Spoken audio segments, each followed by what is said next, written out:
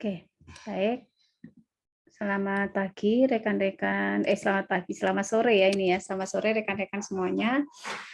Mohon maaf tadi terlambat ya, barusan ada agenda visitasi ASIN ya untuk teman-teman di Departemen Fisika sama Kimia yang membutuhkan para pimpinan untuk hadir dan baru selesai. Mohon maaf tidak memberikan kabar ke teman-teman semuanya.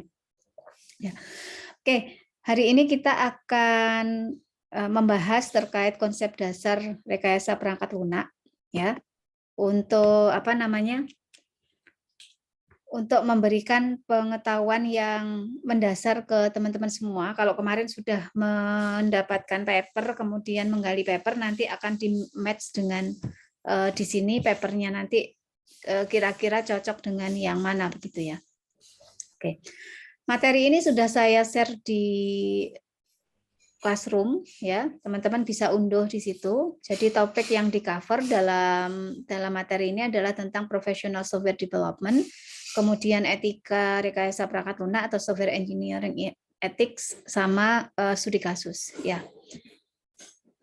Terkait dengan software engineering atau rekayasa perangkat lunak, untuk teman-teman yang sudah pernah mendapatkan RPL ini sebagai refresh, tetapi untuk teman-teman yang kemarin belum pernah mendapatkan ilmu RPL, silahkan untuk diterima pertama kali gitu ya, kemudian dipahami dengan baik. Ya, seperti yang kita ketahui bersama bahwa saat ini ekonomi dari seluruh negara berkembang itu sangat tergantung dengan perangkat lunak, di mana semakin banyak sistem itu terkontrol dengan perangkat lunak atau software. Kita lihat aja ya, misalnya kayak di kita sendiri ya, kita sendiri sangat tergantung dengan perangkat lunak.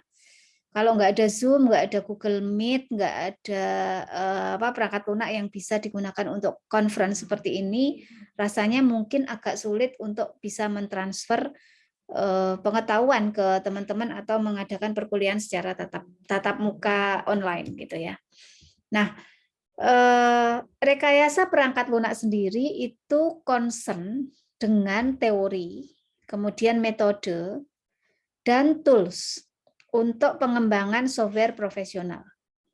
Jadi sebenarnya kalau teman-teman menyampaikan bahwa teman-teman belajar RPL atau belajar software engineering, sebenarnya teman-teman akan belajar tentang teori, kemudian metode-metode, dan alat bantu yang digunakan untuk mengembangkan perangkat lunak secara profesional. Ya. Kemudian expenditure atau pengeluaran pada perangkat lunak itu sebenarnya merepresentasikan significant fraction of GNP in all development countries. Jadi pengeluaran kita akan pengembangan perangkat lunak itu sebenarnya menunjukkan apakah negara kita sudah mulai maju atau belum. Artinya semakin banyak kita mengeluarkan untuk pembuatan perangkat lunak, itu berarti cenderung menuju ke yang lebih maju. Ya. Oke, yang kedua terkait dengan software cost atau biaya rekayasa perangkat lunak ya. Biaya perangkat lunak. Software cost itu sering mendominasi computer system cost, ya, di mana biaya dari software pada PC itu seringkali lebih besar daripada hardware-nya. Ya, teman-teman membeli laptop gitu ya, membeli laptop, tetapi harganya mungkin masih kalah jauh dengan harga softwarenya. Kalau di dalam ada software-software yang memang license gitu ya, terlisensi ya. Sehingga biaya software ini lebih untuk memaintain ya, more to maintain than it does to develop. Jadi biayanya lebih besar untuk memaintain daripada untuk mendevelop. Ya, untuk sistem yang long life, biaya maintenance itu mungkin beberapa kali lipat ya daripada biaya pengembangan. Sehingga rekayasa perangkat lunak itu salah satunya adalah concern dengan cost effective software development. Jadi bagaimana mengembangkan perangkat lunak dengan cost yang efektif. Ada pertanyaan sampai di sini?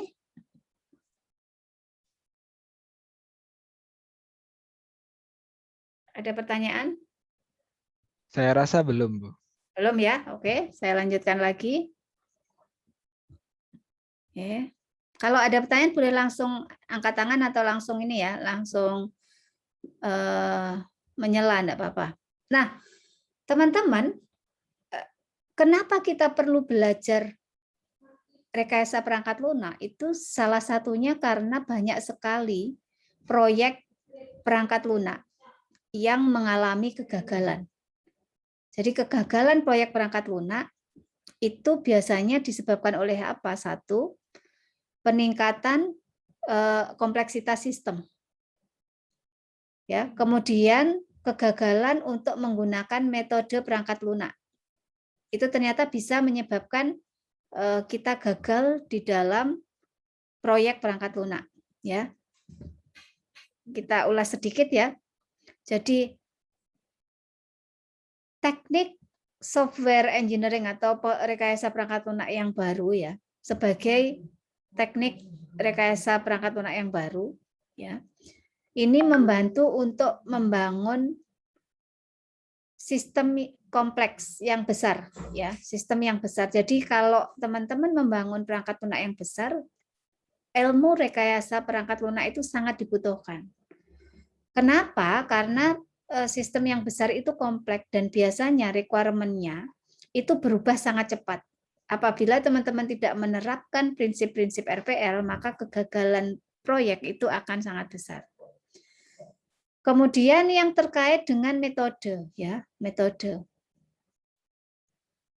Sangat mudah menulis program komputer tanpa menggunakan metode dan teknik rekayasa perangkat lunak ya. Tetapi banyak perusahaan yang membutuhkan itu ya di dalam mendeliver produk maupun servisnya. Ya. Mereka tidak menggunakan software engineering method di dalam everyday work. Sebagai konsekuensi, softwarenya itu seringkali expensive dan tidak reliable. Jadi kalau kita sekedar ngoding, maka jatuhnya software itu akan mahal. Kenapa mahal? Mungkin dia bisa cepat jadi, tetapi biaya perawatannya itu jauh lebih mahal daripada setelah dia jadi atau biaya pengembangannya ya. Nah ini yang seringkali ketika kita membangun perangkat lunak itu langsung coding, tidak menggunakan prinsip-prinsip RPL, itu akan banyak kegagalan di proyeknya, ya, tidak sesuai ekspektasi. Oke, kita ke pengembangan perangkat lunak yang profesional ya. Ini beberapa pertanyaan yang sering muncul gitu ya terkait dengan rekayasa perangkat lunak. Oke, kita coba diskusi ya. Ada pertanyaan, what is software? Ada yang bisa menjelaskan ini? Menjawab pertanyaan pertama ini. Apa itu yang disebut dengan software? Silakan. Saya stop share. Apa yang disebut dengan software? Kalau kita ngomong rekayasa perangkat lunak, maka kita harus tahu dulu apa itu perangkat lunak. Ya. Silakan, siapa yang mau menjawab? Saya boleh jawab, Bu. Silakan Mas Laba, Mas Abi. Ini, Bu. Jadi kenapa? Jadi kan ada dua nama yang sering kita dengar, yakni software sama hardware. Nah, hardware itu kan seperti yang benda-benda yang sudah sering kita lihat, yakni laptop, ada sound system, ada microchip, ada benda-benda yang memang bisa disentuh dan bentuknya itu tetap. Jadi itu kenapa kok disebut hardware. Hard itu artinya susah untuk diubah-ubah. Nah, kemudian ada yang namanya software. Selain software itu tidak bisa disentuh dan bentuknya tidak diketahui, disebut software. Soft itu karena harusnya software itu mudah untuk diubah-ubah. Jadi kalau kita membuat software itu harusnya sifatnya itu mudah untuk di maintenance, mudah untuk di rescale, dan mudah untuk dibongkar pasang gitu, Bu. Kalau softwarenya itu udah jadi tapi susah untuk dimainkan, susah untuk diubah-ubah, itu kayaknya gagal untuk disebut software gitu, Bu. Menurut saya seperti itu. Oke, Mas Abi, pertanyaannya adalah apa yang disebut dengan software? Kalau menurut Mas Abi apa yang disebut dengan software? Software itu perangkat yang mudah untuk dikembangkan dan diubah. Perangkat ini dalam artian teknologi ya, Bu. Teknologi yang mudah untuk berkembang seiring berjalannya waktu itu, jadi bisa ikut dengan perkembangan teknologi yang lain gitu, Bu. Kalau hardware kan kalau udah terciptakan nggak bisa untuk dikembangin lagi. Bisa, kalaupun bisa pasti jadinya fungsinya nggak sesuai dengan tujuan utamanya gitu sih, Bu.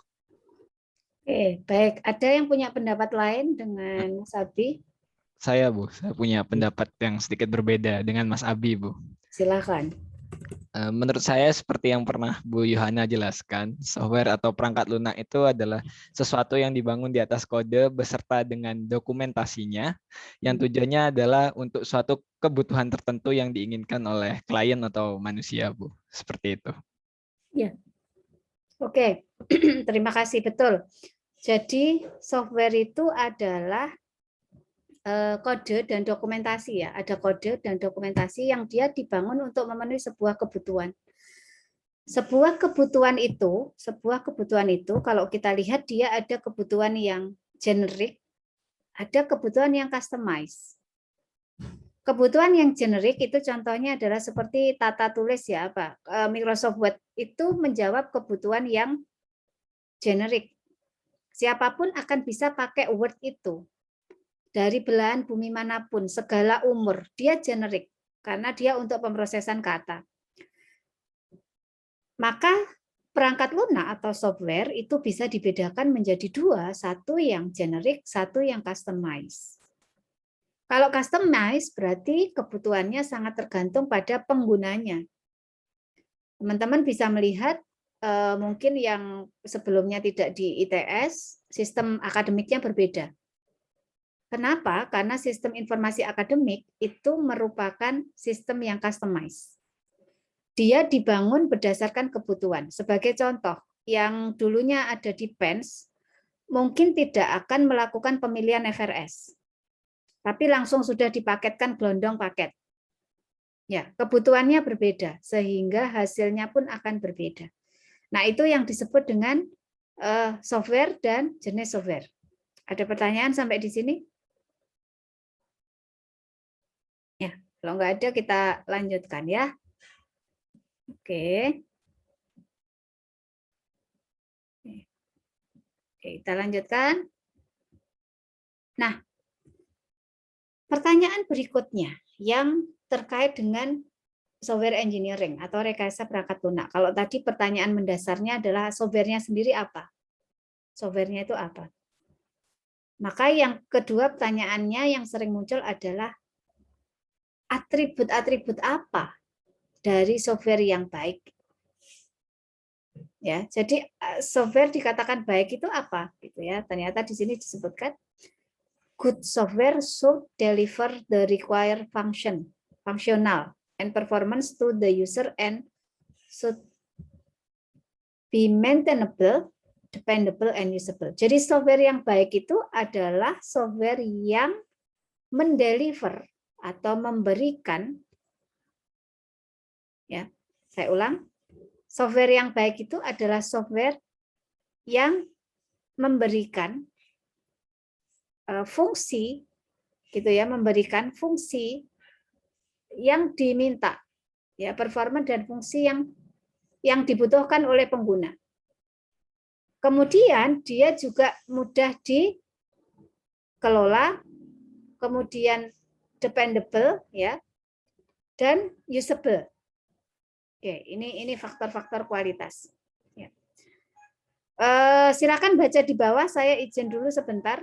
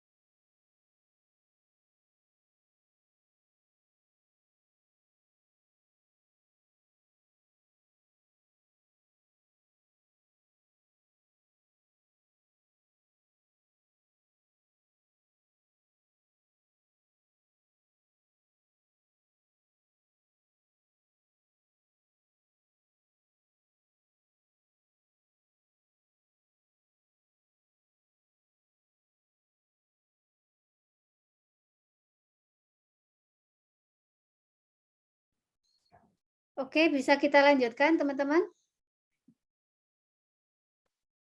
Ya. Tadi sudah ya, software sudah tahu apa, kemudian software yang baik itu seperti apa, ya. Apa tadi software yang baik? Software yang sesuai dengan kebutuhan pengguna ya, baik itu fungsionalitasnya maupun performance-nya. Itu sesuai dengan pengguna dan mudah di-maintain. Ini mungkin nanti Mas Abi akan bisa menilai kualitas software-nya di PTSI itu termasuk good software atau so-so gitu ya. Nanti dari parameter ini. Kemudian yang berikutnya. Apa itu software engineering? Apa itu rekayasa perangkat lunak? Kalau perangkat lunaknya itu adalah program komputer atau kode yang berkaitan dengan dokumentasi gitu ya, atau produk perangkat lunak yang ini ya terdiri dari itu, maka rekayasa perangkat lunak itu adalah disiplin rekayasa yang concern terhadap semua aspek dari produksi perangkat lunak. Macam-macam ya, ini apa namanya definisinya. Ada yang definisinya adalah teori, kemudian teknik maupun tools yang jadi mempelajari disiplin ilmu terkait juga dengan teori, teknik, tool untuk pengembangan perangkat lunak atau produksi perangkat lunak. Ya. Artinya apa? Berarti kalau teman-teman sedang belajar rekayasa perangkat lunak, teman-teman akan belajar tentang disiplin yang concern pada semua aspek dari produksi perangkat lunak, termasuk desainnya, analisisnya, kemudian codingnya, kemudian kualitasnya, kemudian manajemen proyeknya, kemudian cost biaya proyeknya, kemudian tentang manajemen konfigurasi, implementasi dan seterusnya ya. Teman-teman akan belajar di situ. Ya. Kemudian apa aktivitas RPL yang fundamental? Jadi kalau teman-teman, jadi di RPL itu ada proses atau activities ya. Di situ ada software specification atau spesifikasi perangkat lunak, software development atau pengembangan perangkat lunak. Di sini biasanya ada desain dan codingnya ya. Kemudian software validation atau validasi perangkat lunak dan software evolution atau evolusi perangkat lunak. Jadi aktivitas-aktivitas RPL yang mendasar itu kaitannya dengan bagaimana kita menspesifikasi, bagaimana kita mengembangkan, bagaimana kita memvalidasi, dan bagaimana evolusi dari perangkat lunak itu. Oke. Sampai di sini ada pertanyaan enggak?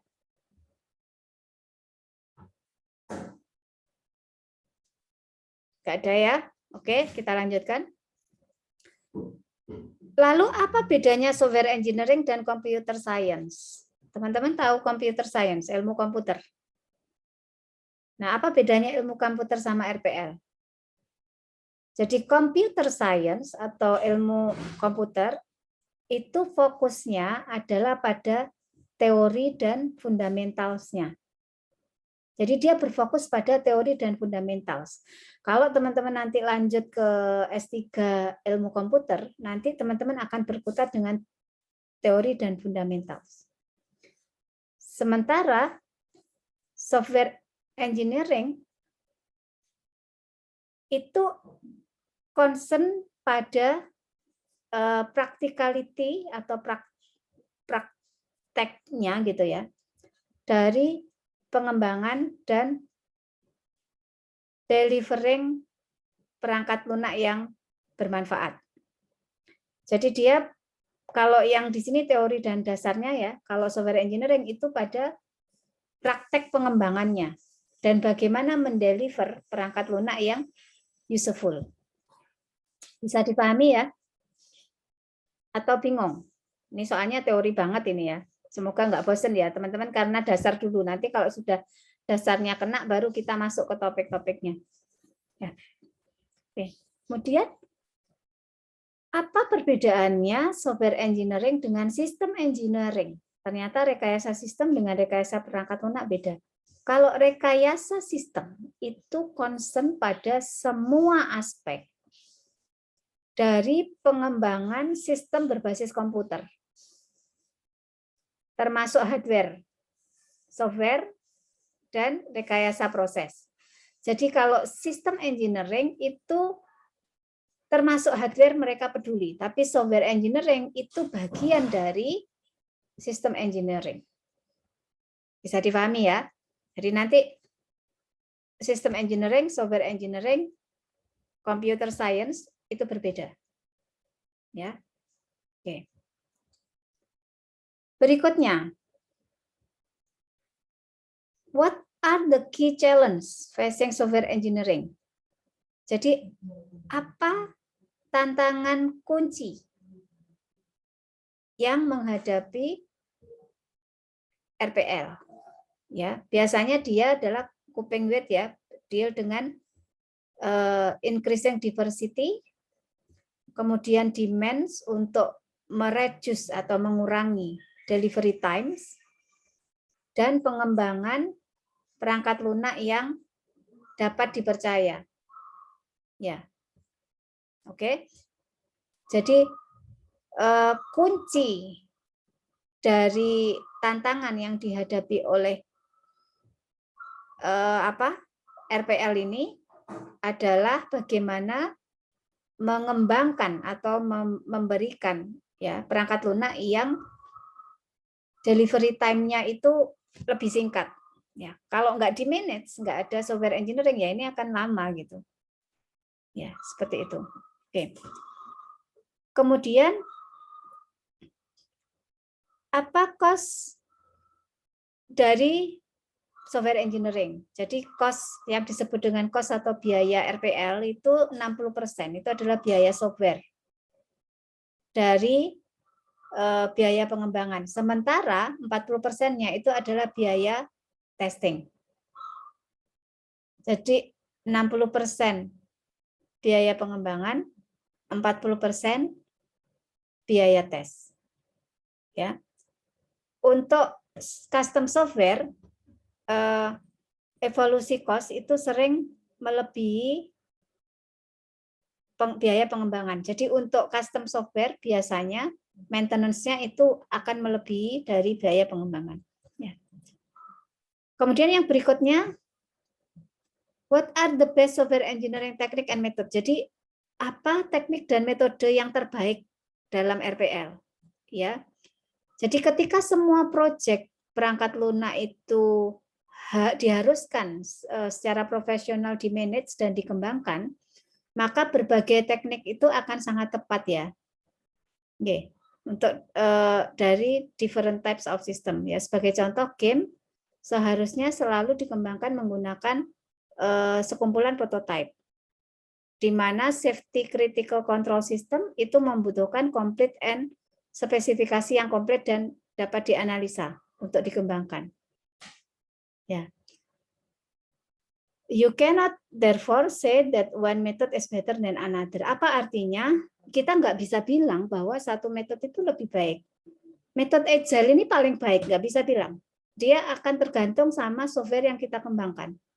Kapan kita perlu Agile method, kapan kita perlu waterfall, kemudian kapan kita perlu incremental, dan lain-lain, ini sangat tergantung dengan perangkat lunak yang kita kembangkan.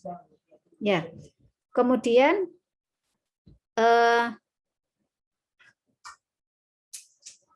apa perbedaan, apa difference dari web made to software engineering?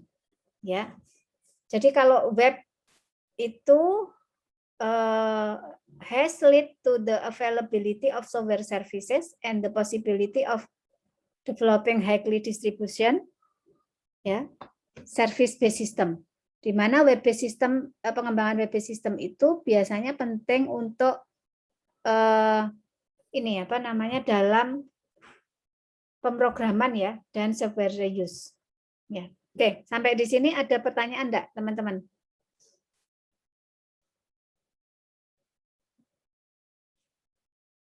Oke, lanjut ya kalau nggak ada. Nah, ini tadi yang produk software yang saya jelaskan, ada yang produk generik, ada yang produk customize. Yang produk generik sudah paham ya, apa-apa yang dia itu pembuatannya itu untuk banyak orang atau untuk secara umum, khalayak umum.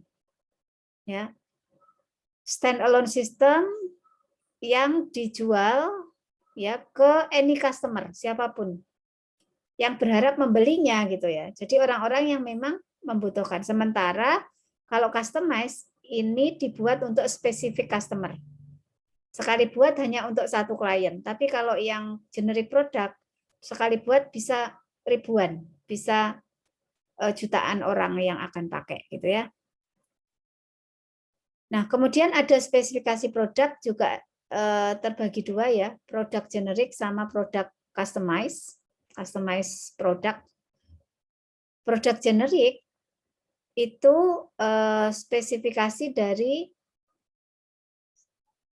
software ya, dari apa software yang seharusnya dimiliki oleh software developer ya. Jadi spesifikasinya ini tergantung pada developernya kalau yang generik.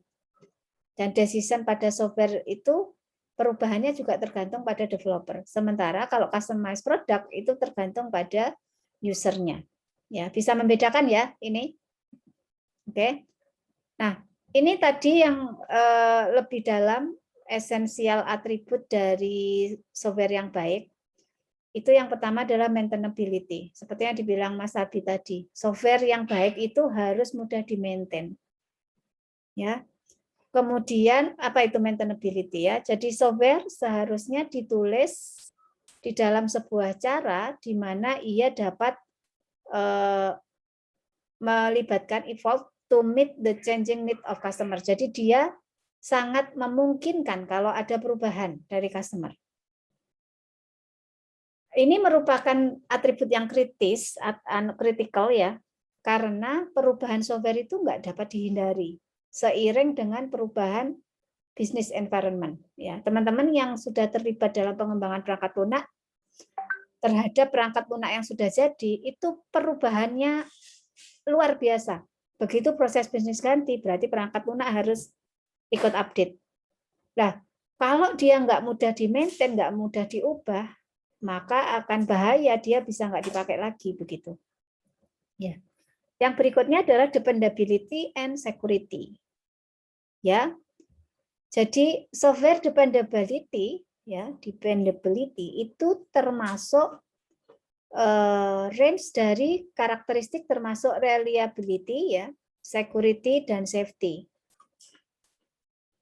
Jadi dependable software itu should not cause physical or economic damage. Jadi dia tidak akan tidak disebabkan oleh kerusakan ekonomi atau fisik di dalam kejadian ya dari sistem failure. Apa ini artinya? Kalau ada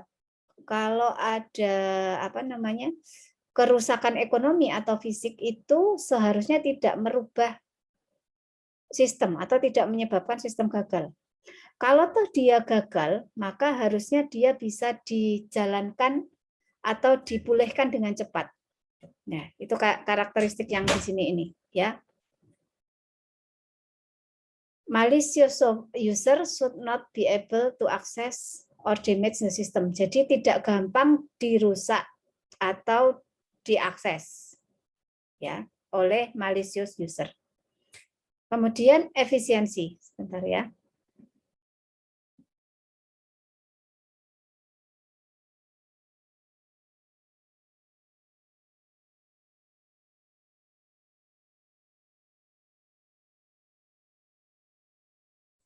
Oke.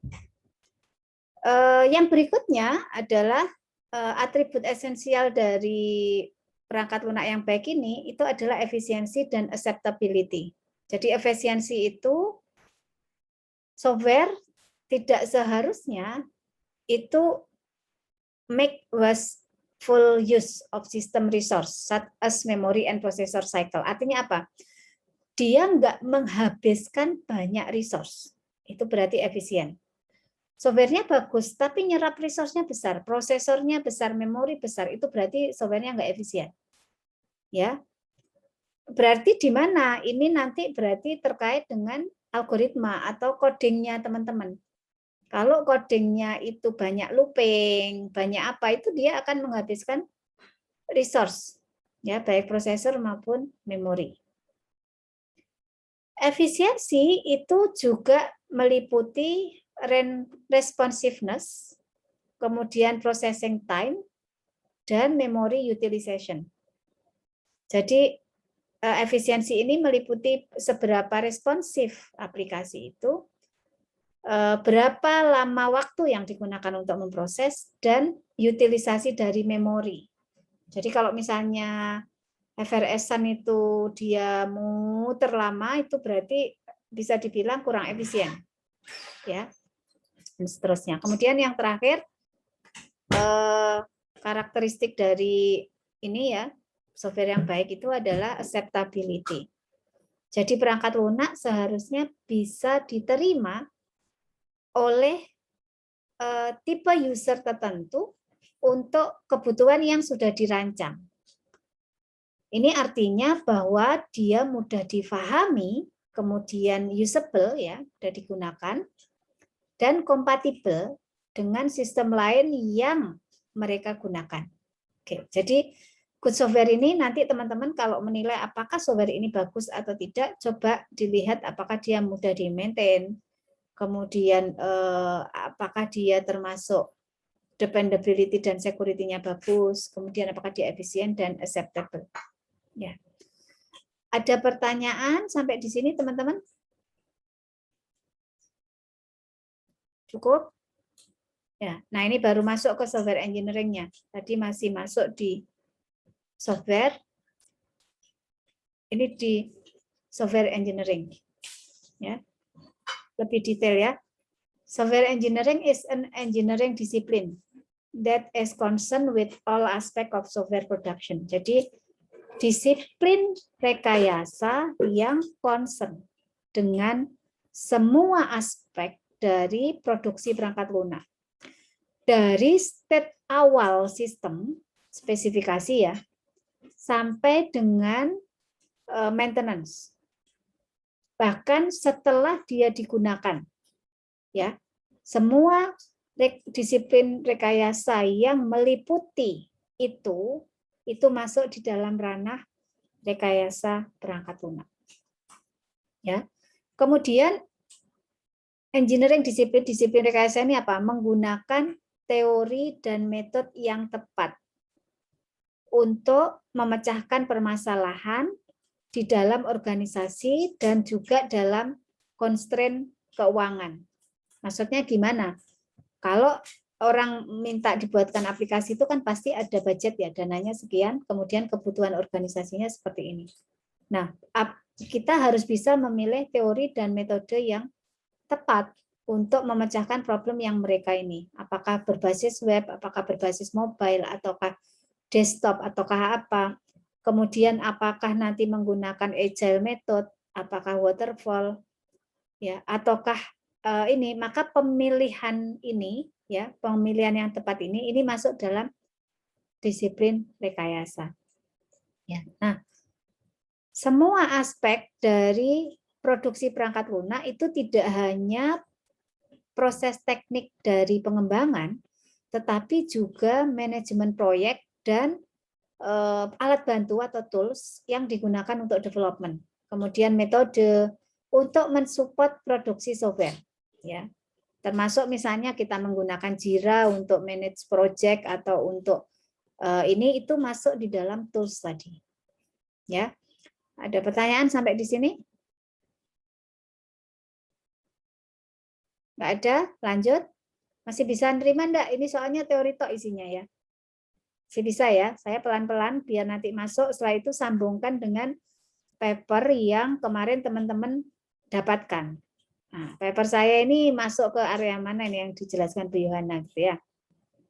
Ini, ya. Importance dari software engineering, ya. Ini, ya, more and more individuals and society rely on advanced software system. Sekarang itu kita sangat tergantung, ya, dengan sistem perangkat lunak. Kita membutuhkan we need to be able to produce reliable and trustworthy system. Jadi ini, tingkat kepentingannya RPL itu. Kenapa sih Bu kita harus belajar RPL? Karena kita membutuhkan sistem yang reliable and trustworthy. Sistem yang handal secara ekonomik maupun secara cepat. Kita membutuhkan sistem itu, dan salah satu cara yang bisa dilakukan adalah dengan menguasai rekayasa perangkat lunak. Kalau teman-teman tidak memahami ilmu RPL, maka pengembangan aplikasinya bisa sembarangan. Yang itu artinya perangkat lunaknya bisa terancam tidak reliable atau tidak trustworthy. Ya. Berikutnya, biasanya lebih murah di dalam long run ya untuk menggunakan metode RPL, metode dan teknik RPL untuk sistem perangkat lunak daripada hanya menulis program sebagaimana ya as if it was a personal programming project. Jadi ternyata lebih murah menggunakan teknik dan metode RPL daripada menggunakan single fighter project. Kenapa? Bisa jadi project-projectnya tadi akan tidak digunakan, ganti-ganti, kemudian susah di-maintain gitu ya kalau single personal programming project. For most type of system, the majority of costs are the cost of changing the software after it has gone into use. Jadi dari penelitian, kebanyakan biaya itu adalah biaya untuk mengubah perangkat lunak setelah dia digunakan. Ya, saya tanya sama Mas Abi. Mas Abi, perangkat lunak yang dibangun di DPTS itu kira-kira lebih mahal yang baru dikerjakan teman-teman apa yang sudah lama dipakai terus diganti-ganti? Saya cerita Mas, silakan Mas. Dari spontan saya yang sudah lama dipakai terus diganti-ganti, Bu. Jadi sampai harus membuat ulang karena memang sudah susah untuk diganti gitu, Bu. Ya, jadi ada beberapa sistem yang ini ya, yang kita sendiri sebagai pengembang itu nyadar bahwa ini udah nggak mungkin diupdate lagi gitu. Karena begitu diganti satu akan error di tempat yang lain. Dan ini lebih apa namanya? Lebih mahal harganya begitu. Oke. Baik, ada pertanyaan atau ini yang mau disampaikan teman-teman?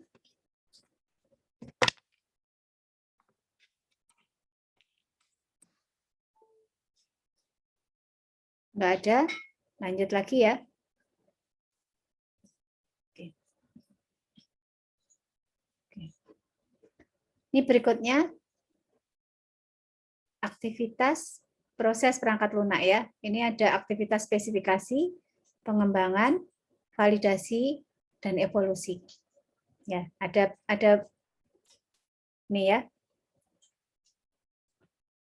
Di spesifikasi itu kita bersama customer ya. Engineer atau developer bersama customer itu mendefinisikan perangkat lunak yang diproduksi dan constraint untuk dioperasikan. Oke, coba dibaca yang bawah, setelah itu kita diskusi. Saya izin sebentar.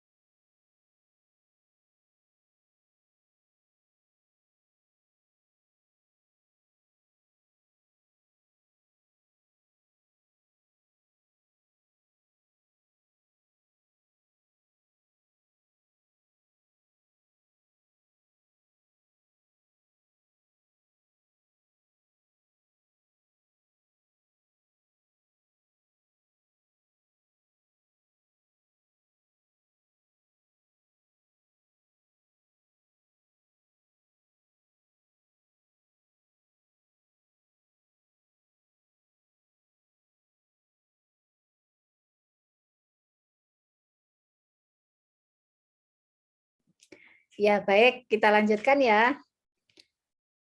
Sudah ya, dari 4 ini, jadi dari aktivitas proses perangkat lunak ini ada spesifikasi, pengembangan, validasi, dan evolusi. Mana yang belum paham, teman-teman?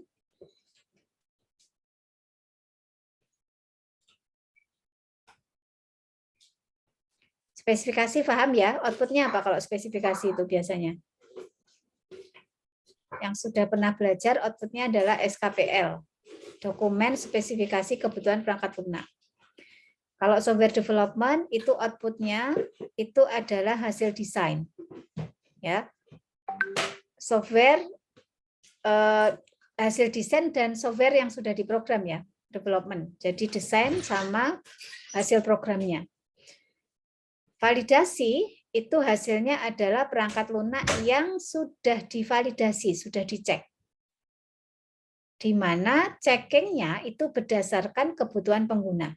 Ya, biasanya nanti ada istilah acceptance test, ada istilah unit test, testing ya. Beberapa testing ini dalam rangka memvalidasi ya.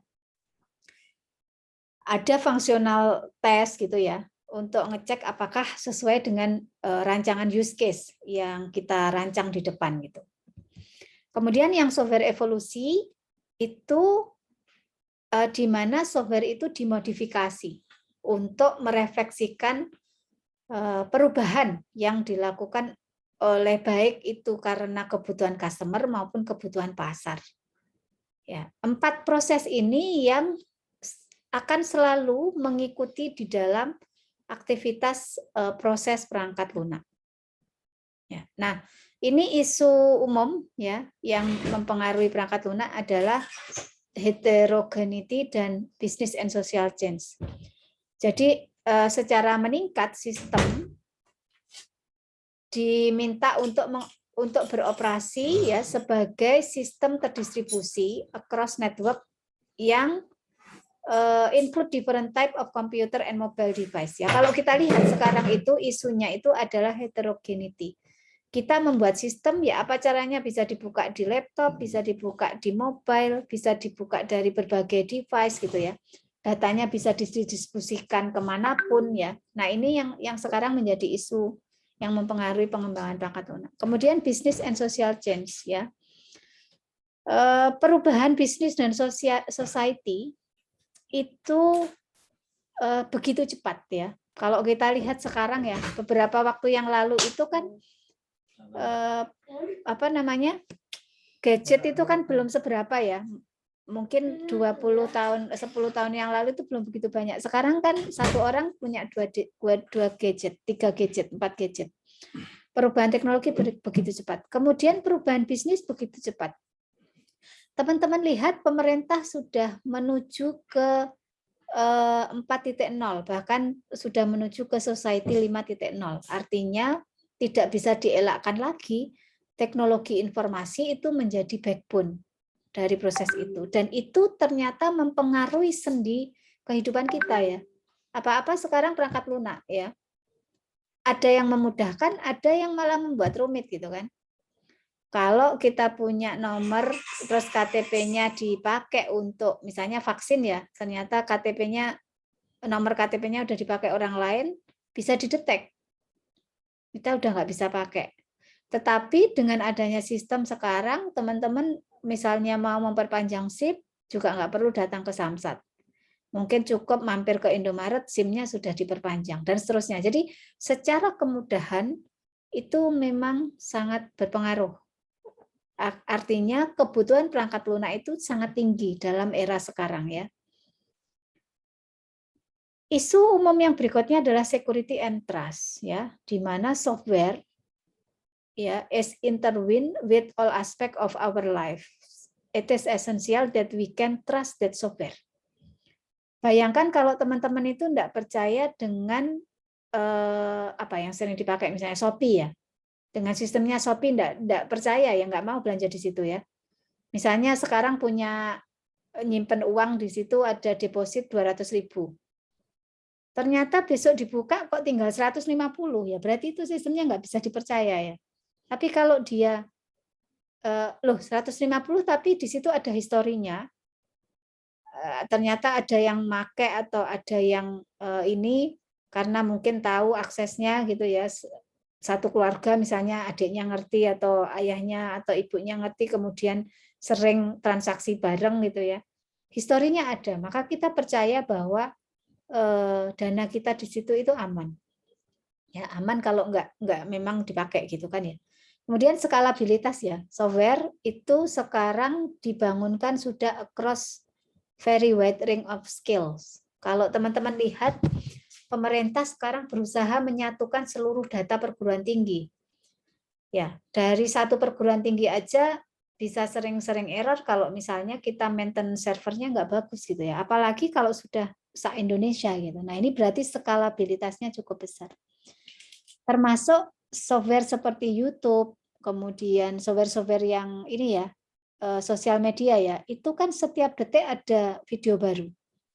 Teman-teman bisa bayangkan kalau satu video itu ukurannya misalnya 10 giga atau sekian, berapa kapasitas yang harus disiapkan untuk mengakomodasi jutaan orang yang update video dalam waktu yang cepat. Ya, maka skalabilitas ini penting. Ya. Yang berikutnya adalah terkait dengan diversity dari software engineering ya, di mana ada banyak tipe sistem perangkat lunak dan tidak ada yang universal. Ya, no universal set of software teknik. Nggak ada teknik perangkat lunak yang universal yang bisa diaplikasikan ke semua tipe perangkat lunak. Itu yang teman-teman harus paham. Sehingga apa? Berarti teman-teman harus mengenal ada teknik-teknik apa Bu di dalam perangkat lunak. Sehingga nanti saya bisa memilih, kalau perangkat lunak A ini saya pakai teknik A.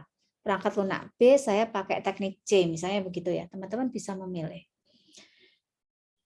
Metode dan tools dari software engineering yang digunakan itu tergantung depend on ya pada tipe dari aplikasi yang dibangun.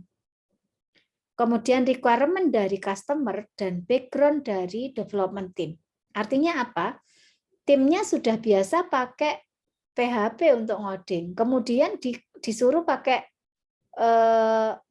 Python, ya nggak jalan gitu kan. Meskipun Python dipercaya sekarang lebih powerful daripada PHP.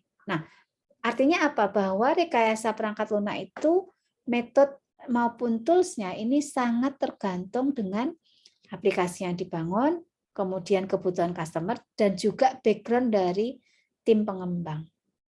Sehingga teman-teman harus tahu tim saya ini background-nya apa. Kalau saya kasih tugas yang tidak biasanya, pasti akan molor proyeknya begitu. Ya.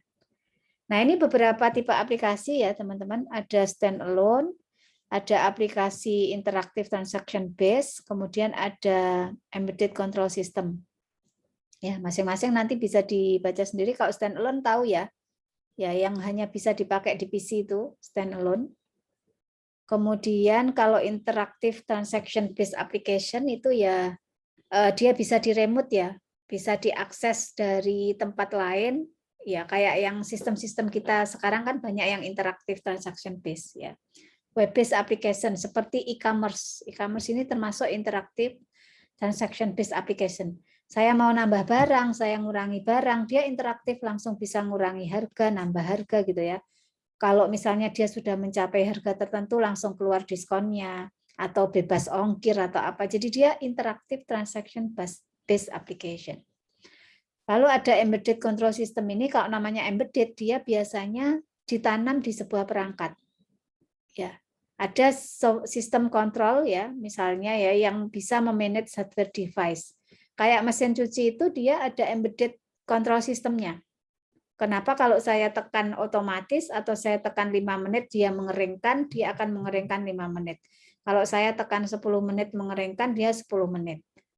Ya. Nah, itu ada aplikasi yang ditanam di situ. Ya. Oke. Kemudian ada sistem batch processing. Ini banyak dipakai zaman dulu ya. Untuk sistem bisnis yang didesain untuk memproses data secara besar. Bayangannya kayak ini, kalau beberapa waktu yang lalu itu ada pemrosesan berkas ujian SBMPTN ya sebelum sekarang UTBK.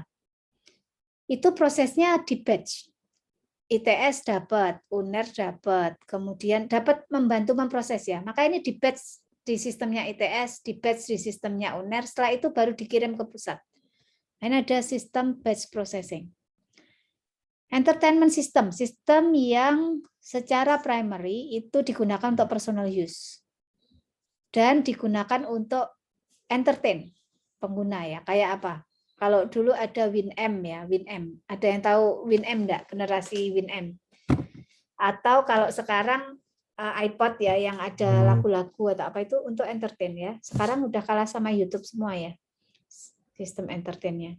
Atau apa? Kalau karaokean ada karaokean gitu ya. Ini untuk entertain. Small misalnya begitu ya. Yang berikutnya ada sistem untuk pemodelan dan simulasi ya. Ada beberapa sistem yang dikembangkan oleh ilmuwan dan engineers atau perekayasa untuk memodelkan proses-proses fisik atau situasi fisik di mana dia melibatkan banyak separate dan interacting object. Ini contohnya yang dipakai di dunia militer untuk simulasi terbang. Jadi orang belajar terbang itu simulasi dulu, pakai simulasi nggak langsung ya. Kalau nabrak ya berarti pesawatnya udah nggak bisa dipakai lagi ya. Tapi kalau simulasi nabrak masih selamat, orangnya masih selamat, pesawatnya juga nggak ini karena bentuknya simulasi. Nah, hal-hal yang memang membutuhkan itu tadi ya, jadi many separate and interacting object, kemudian bisa memodelkan proses fisik, itu banyak digunakan menggunakan sistem simulasi atau sistem pemodelan.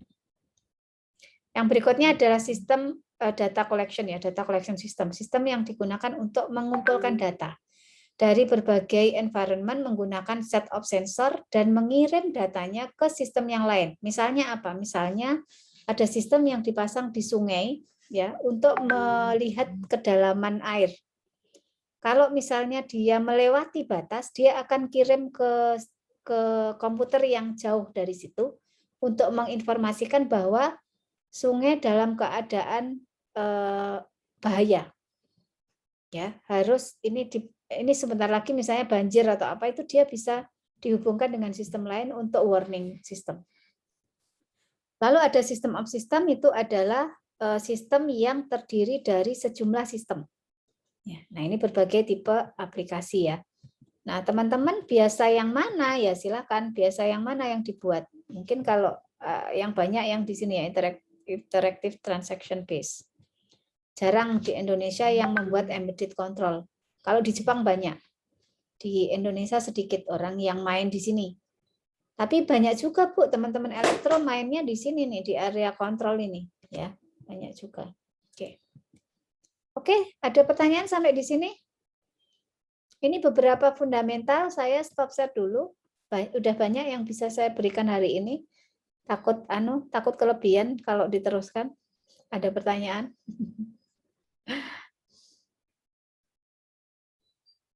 Saya ulang deh, ini sudah mau maghrib gitu ya. Kita sebentar lagi akhiri kuliah. Saya pengen teman-teman silahkan perwakilan atau beberapa orang menyampaikan hari ini dapat apa dari materi yang saya sampaikan.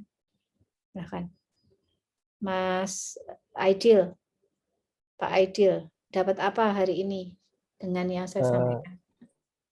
Ya, yang pastinya sudah dapat banyak ya Bu ya. Ini ada beberapa catatan yang saya buat. Pertama itu dari pengertian RPL sendiri. Dari di awal dari jelasin RPL itu sekumpulan code yang didokumentasikan yang berjalan di atas perangkat kelas dan tujuannya itu untuk membantu sistem kerja manusia. Terus ada beberapa atribut dari software yang baik yang juga diperkenalkan, yang mana software yang baik itu dapat mendeliver fungsi yang dibutuhkan dari pengguna dan juga memiliki performa yang baik, dapat di-maintain serta dapat diandalkan maupun dikembangkan. Terus kalau kita tahu software engineer, kita harus tahu apa itu software engineering tadi. Jadi kalau yang saya tangkap software engineering sendiri itu prinsip dari engineering yang fokusnya itu untuk aspek pembangunan dari software sendiri. Terus ada beberapa fundamental dari software engineering sendiri. Yang pertama spesifikasi, development, validasi, dan juga evolusi. Tadi ada juga dijelasin tentang perbedaan dari software engineering dan juga computer science. Kalau software engineering kan fokusnya pada praktikal, kalau computer science itu fokusnya di teori dan juga fundamentalnya. Terus perbedaannya dengan sistem engineering sendiri, kalau sistem engineering yang diolah atau fokusnya itu ke semua aspek termasuk hardware. Kalau di software engineering itu khusus di softwarenya.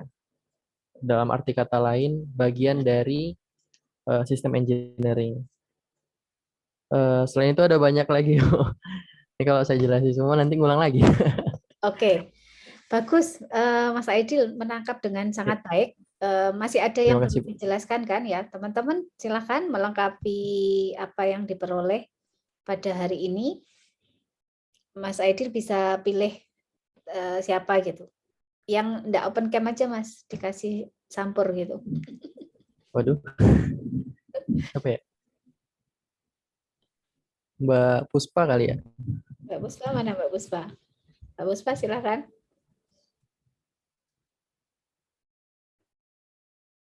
Mana? Iya Mana? Bu, makasih. Ya. Bu.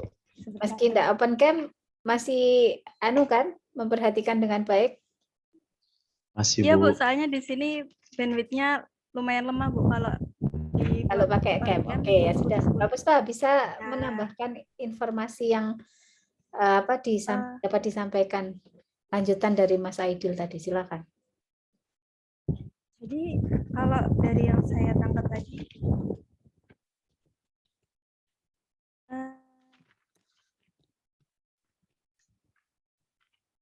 jadi kalau dari yang saya tangkap tadi kan ada yang software engineering dan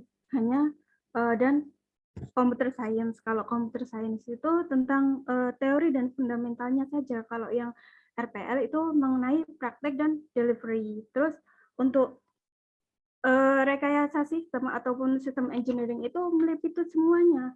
Aspek dari produksinya, dari awal sampai maintenance-nya dari aplikasi itu digunakan, Bu. Terus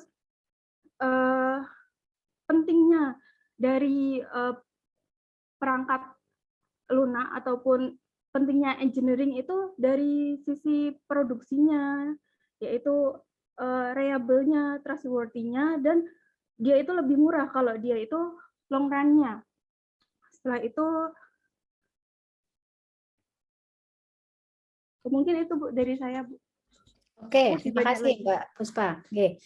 Baik, saya kira cukup mewakili Mbak Puspa, Mas Aidil, nanti yang lain berikutnya ya. Jadi saya mencoba untuk pelan-pelan gitu ya, biar bisa masuk dengan baik. Kalau terlalu pelan kasih tahu, kalau terlalu cepat ya silahkan kasih tahu. Hari ini kita belajar fundamental banget ya di rekayasa perangkat lunak.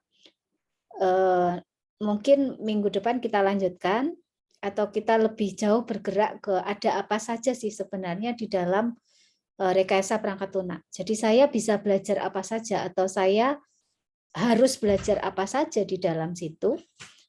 Dan teman-teman yang memiliki prinsip rekayasa perangkat lunak yang bagus, ini nanti akan mempengaruhi pola pikir teman-teman. Ya, apalagi terkait dengan project management. Di salah satunya di situ ada project management. Jadi kalau teman-teman mendeliver sesuatu, itu deliverlah yang terbaik. Ya, jadi kayak produk itu deliver yang terbaik. Nah, mendeliver produk yang terbaik itu berarti kualitasnya dijaga.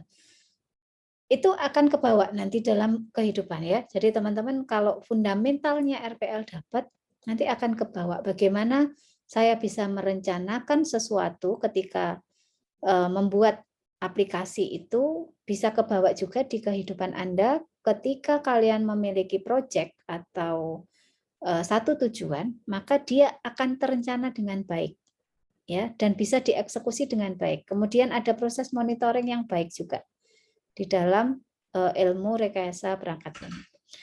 Oke, teman-teman, sedikit yang bisa saya share pada kesempatan sore hari ini. Semoga menjadi ilmu yang bermanfaat buat kita semua. Jangan sungkan ngingetin di grup ya, kalau saya lupa meng-create kelas gitu ya. Jadi langsung aja, Ibu ada kelas enggak hari ini gitu, enggak apa-apa, boleh ya.